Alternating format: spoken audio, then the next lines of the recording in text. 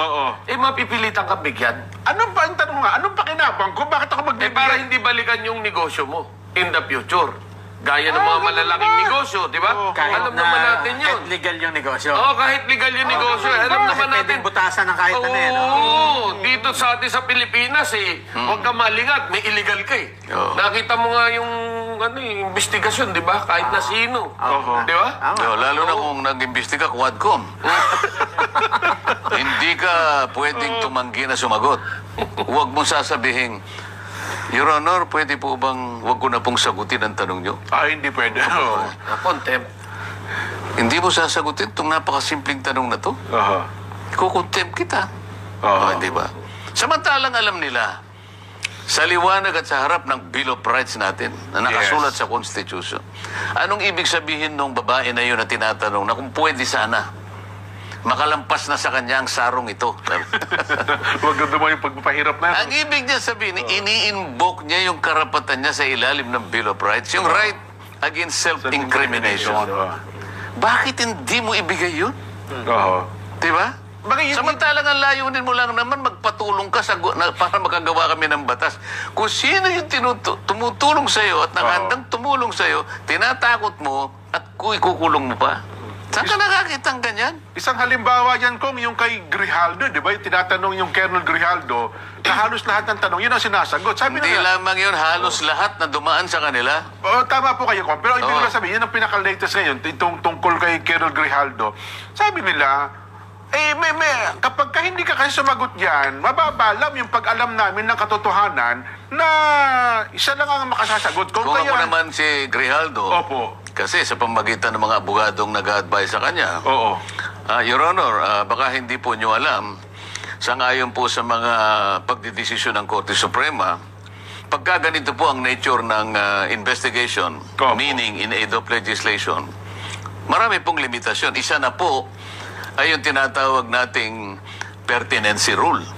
Na kung saan, ang itatanong nyo lang po sa akin ay may relasyon doon sa batas na iniisip ninyo. So bago ko po sagutin, pwede ko pong malaman ano po bang batas ang iniisip ninyo. Mababara ka ngayon. Di, wag mo kami pakikialaman. Huwag mo kami tuturuan, hindi namin kailangan ipipilit niya yun Ay, bakit mo ipipilit? Ito po ang sinabi ng Korte Suprema. Mayroon pong limitasyon para hindi po natin maabuso ang lahat ng bagay. Di ba? Nakalagay po dyan. At nakalagay pa rin po dyan sa pangatlo kung hindi pa po nyo nalalaman. Nandun pa rin po doon sa pagdidesisyon ng Korte Suprema. Ang karapatan po ng lahat ng taong ipatatawag ninyo o maaaring maging apektado sa mga gagawin naming pagharap sa inyo ay mapuproteksyonan po ang aming karapatan. Isa po sa mga karapatang gusto naming maproteksyonan ay yung dignidad po namin. Wag niyo po kaming pagsisisigawan. Wag niyo po kaming tinatakot. Kami po'y pinatawag ninyo rito alang-alang sa kagustuhan niyong matulungan namin kayong makagawa ng panukalang batas. Pero hindi po namin nakikita sa ngayon ang ginagawa ninyo. Sa ngayon, sa ginagawa niyong pagpananakot sa amin. Wala po kaming makitang kawastuhan ang ginagawa ninyo. Sa tagal na po ng pag-iimbestiga siguro ko, wala pa naglakas na loob na sumagot ng ganyan? Dahil nga tinatakot mo yun na nga po. Aywan ko lang si Kuya Benny. Si Kuya Benny naman kasi. Umisi na lang ako. Nung tinawag si Kuya Benny, sabi ni, natatandaan ko pa sabi ni Kuya Benny.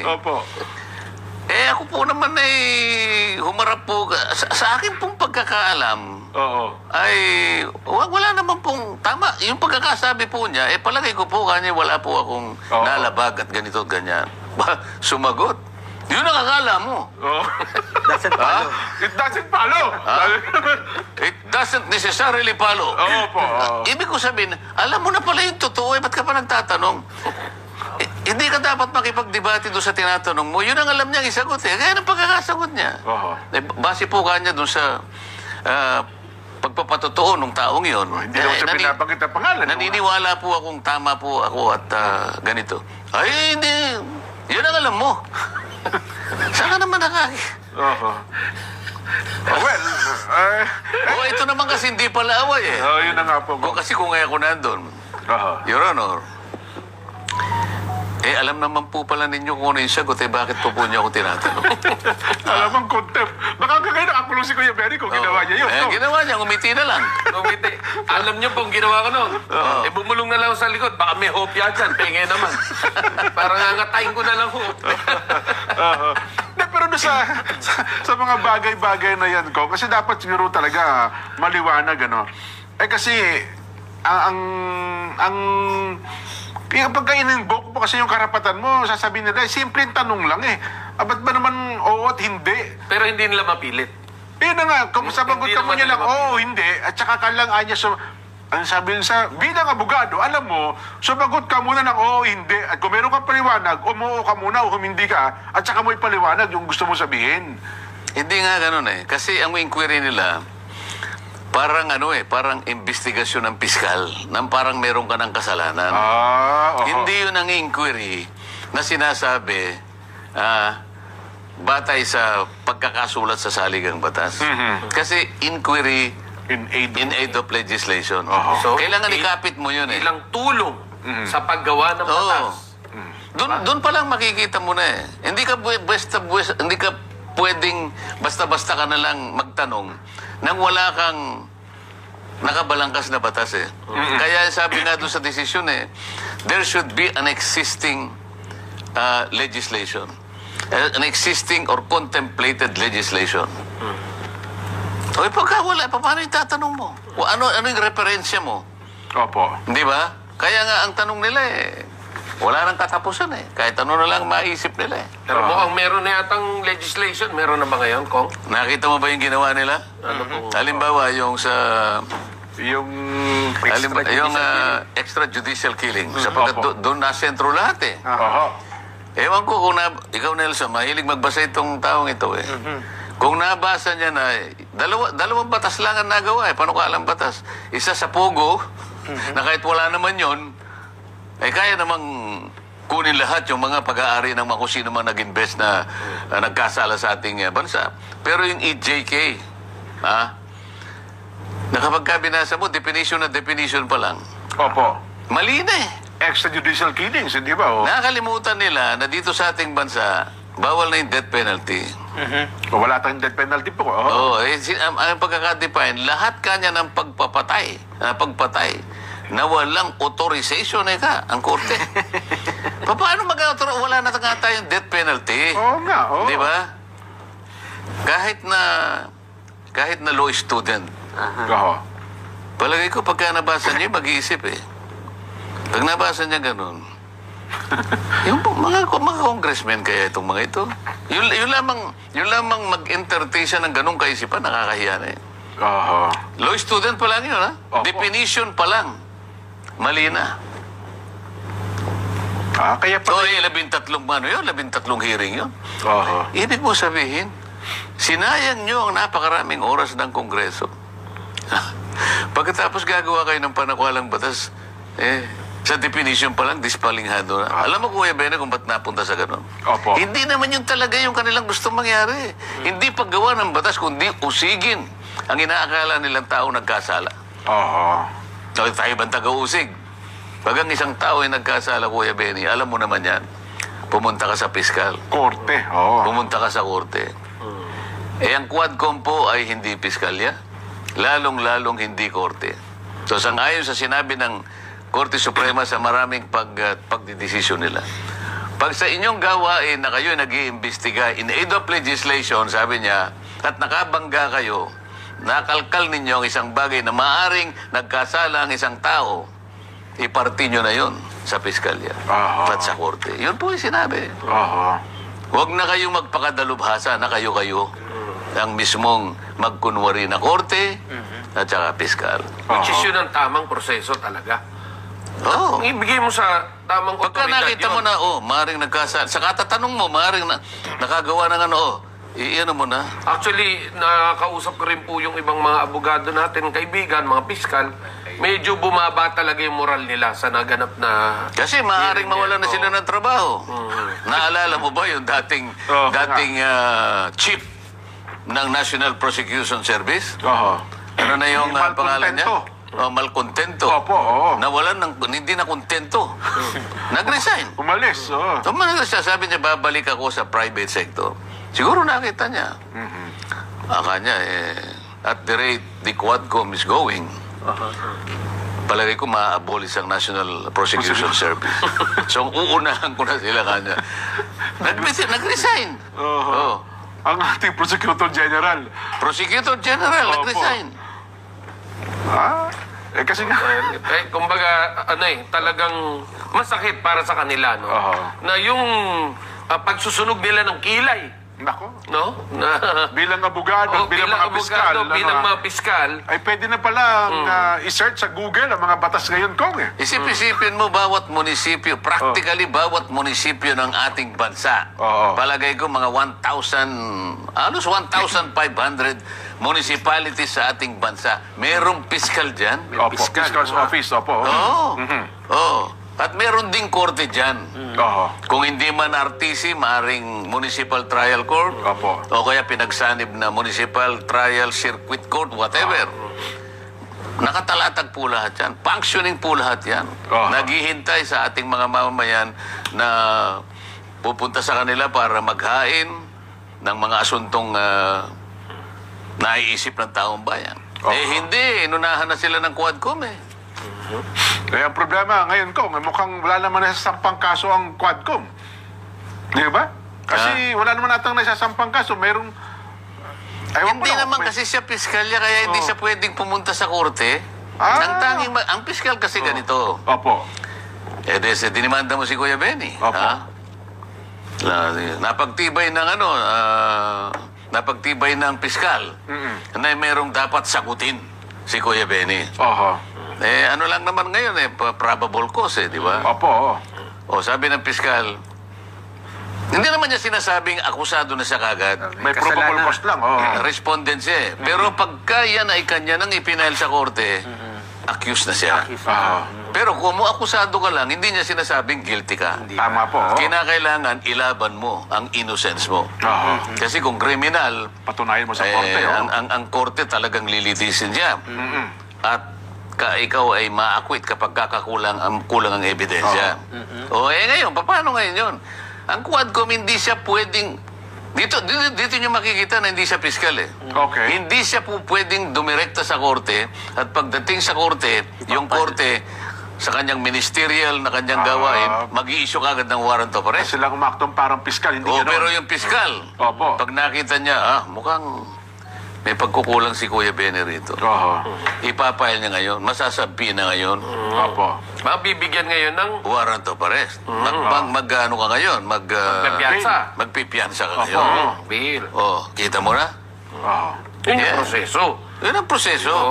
Ngayon, mula doon sa korte ngayon, si Kuya Benny, o kaya si Canelson, may pagkakataon siya ngayong palitawin niya na inosente siya. Ipagtanggol niya yung kanyang sarili. Ang tatanggol siya. Di kailangan niyang ipagtanggol. Di ba? Yun ang yun ang proseso ng batas. Hindi yung pupunta ka, tatawagin ka ron.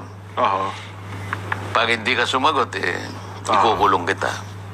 Sa piskal, walang ganun Ganun pa. Sa piskal niya, walang ganun. Kaya pa sa latest ko yung sinampang kaso kay BP Inday na yung alarming scandal ba yun? Mukhang sabi ng piskalya, binabasura, wala niya matibay, walang probable cause. Pero kung magsasasalita yung mga kasama ko doon, talaga naman, hindi ka pwedeng hindi siya sumagot dito sapagkat ang pinag-uusapan natin ay pera ng bayan.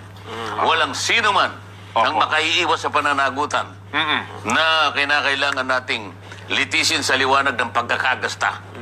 Sa aming nakikita rito. Ang tibay yan ng ebidensya. Diba? Ang tibay ng ebidensya rito. Sa kaisipan ng ating mamamayan, guilty na lahat yung mga tao.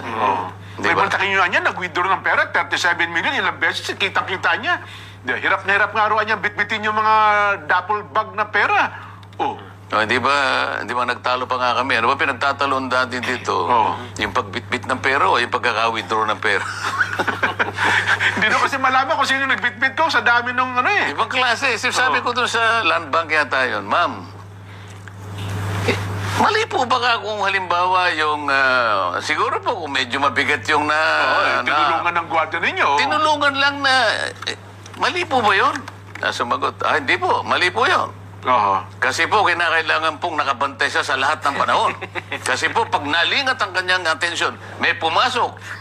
Akala mo naman alam po ninyo yung mga gwardyang nakikita ko sa ibang establishment. Ito po, alam din ninyo. Pumunta po kayo sa mga food chain. Yung gwardiya po, kung minsan nagpupunas ng mesa. Naglalano po ng pinggan pala. Kasi wala Hindi niya trabaho yun. Hindi niya trabaho yun. Pero at the same time, nababantayan niya yung ano yan. Kasi lalong-lalo wala namang masyadong pumapasok eh. Opo. Hindi ba? Tsaka ang Pilipino kasi meron yung tinatawag na inisyatibo talaga. Meron, tama yun. Pag umuulan nga po, lalabas yung papayong. Kahit may Hindi araw. trabaho yun eh. Opo. Pero dahil ugaling Pilipino, at alam naman nila na ang Pilipino ay talagang matulungin. Opo. Ikaw naman kako, ma'am. Valued depositor ito. Kalahin mo makapag-withdraw siya ng ganito karaming pera. Ibig sabihin, valued depositor. Di ba lang tutulong? Sa mga iba po nga akong pagkakataon, baka iba pa yung baka po ma'am, meron po kaming May card po kami dito. konting kape rito. Baka bago po kayo malis, magkape kayo. Hindi ako naniniwala kako sa'yo. Nang pinaniniwalaan ko kako yung practical at saka yung nauobserbahan kong in ordinary happening, ganito talaga. Hindi ka ako makakalusot sa ordinaryong pagkakataon at sirkumstansya na palagi nating nakikita, palaging ganito, hindi kagaya ng sinasabi mo. Ako nga, nag-withdraw lang ako 1.5. May taga-bukas ng kotse, may taga-hawi ng karsada. O mag-aatras ka, pipagilin yung sasakyan. Eh, paano naman ang withdraw mo? Dollar naman, hindi naman. 1,500 pesos. 1.5 bang winidraw niya, naiuwi mo na lang nun ata is 1,480. Kasi binigay ko sa 20, binigay mo. Diba? Natuwa ako. Anyway, ito na po. Ito na. Maayos na yung mga video ko, ha? O, sige Gusto ko lang ipakita. Isa-isahin natin. Direk, sampura mo. Yan ang masigit na paniniwalaang batayan kasi. Sige. Binondo muna tayo, Kong. Yan. Sino ba yung nakadilaw? Ba mga Hindi, maraming, Filipino-Chinese, tapos meron kayo mga...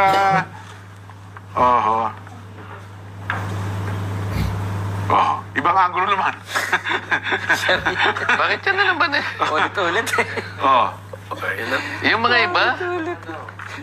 Yun. Meron pang may robot pa doon sa dulo. Ayan. Siya pa rin yan. Paulit-ulit eh. Next. Parang nakaloop eh. Ayan. Ba't wala si Spider-Man eh? Yan, tingnan mo yan. Tingnan mo yan. Ay, ito sa ano to, Kong? Yun yung sa Abra, sabi nyo. Abra. Hindi, Kapitan, sana yan, sa Infanta Quezon yan. Infanta Quezon ba ito? Oo. Panta. Akalain mong napagkamalan ako ng mga batang mag-aaral na ako si Dr. Jose Rizal. Kasi lumapag yung tricycle nyo Ang ibig ko sabihin, sino mag-aakala na pati mga batang yan kakilala ako, di ba? Alam niyo, ang bata ngayon ang tatanungin niyo kung sino mananalo talaga sa sa eleksyon eh. Dahil ang mga bata, pag tinanong mo, hindi magsisinungaling yan. Sasabihin ng totoo kung kilala ba nila ang isang kandidato, hindi. Kung kilala ng bata, malamang kasi hindi kilala din ng magulang, ano? Ayun. Yan ang sinasabi ko sa Cagayan de Oro. Cagayan de Oro City naman ito. Na Parang sa isang gymnasium ito, Kong, ano? malaking gymnasium yan at hindi halos ako makalakad. Hindi ko kayang ikutan lahat eh. Kasi nababara ako ng maraming Bukod pa sa inyo, mayroon kayo. Baka naman sabihin, may kasabay kayong ibang kayo lang isang guest nila dyan? Ako lang. Na senatorial balls? Ako lang. Walang artista dyan, Kong. Wala silang gustong papasukin kundi ako lang. Baka kasama niyo dyan yung mga kasama ko artista. Wala naman. Makikita mo. Pagkatapos number 52 ako dyan. Nako. Si Kuya Jopel pala yung katabi niyo, At saka si sinamahan ako eh. Kapitan Balmosina, Isipin niyo naman sa dami ng taong yan. Yan yung tunay na fans club talaga. Pinakikita natin na kung halimbawa, siguro kung number 52 ako, baka 3 lang ang bumati sa akin, siguro. Oo nga po. Partida na, 13. Pero yung iba pa, meron pang isa eh. Dami niya. Tingnan nyo sa Batangas. Next natin. Yung Batangas. Ang dami, Magkakadikit yata eh. Talagang marami yan. Lahat pa ng kumakawin, hindi na ako makakapunta ron. Wala akong lalakaran eh. Hindi ka pa nagsasalita niyan. Hindi, pagkatapos kong magsalita, bumaba na ako. Ayun. Kaya nagkagulo. Kasi alis na ako eh. Kaso, bumaba lang ako para dito lang ako dadaan. Hindi, gumagano na sila. Nakita Nasa nila. po yung... Ito yung karapat dapat. Yung, Direct yung isa, yung sa... yung Batangas na doon, ibapering pa po. Sa Batangas, Santa... Papering pa, na downloading pa kong. ganun ba? Opo, kasi medyo mabagal po yung ating makina eh. Ha? Ayun, ipakisend nyo na ulit yung Batangas kong. Wala yung Batangas. Si... Ayan. Pakisabi mo dyan sa Juan. Sige. Jomar. Habang dinadownload nila kong, basa kami ng mga reaksyon. May kinalaman po sa ating Vox Populi. Reaction tayo. Reaction. Iyan. Yun, oh. Sige, para. Pati yung ating mga staff ko, napatutok sa inyo, hindi ako makagalaw eh. Mga tal-ngatal. Natulala, talagang tutok na tutok sa inyo kapag Na-starstruck. Yun yun. Dapat bang sundin ang utos ng Korte Suprema doon ho sa ating political survey dapat lang para malaman ng mamamayan, Jacob ng Caloocan. Oo, dapat po. For public information, Max Duran ng Agusan del Sur. Abi, hindi po. Arnold ng Bukidnon. Opo naman, ilalabas na yan para maliwanag, Del Bahe. Oo, dapat po. Erwin Tobias. Oo, dapat sundin. Mang Boy ng Bulacan. Oo, dapat lang dahil pampagulo lang yan sa isipan ng taong bayan, Rolin ng Cebu. Oo, ang sagot ko po, ito na kalakaran sa politika natin. Maski sa USA, Bong Berbano ng Taguig, Baggao, Cagayan. Ayun. Taging pala, Taging, Baggao, Cagayan. Yung, magbabalik pa po ang saganang mamamayan.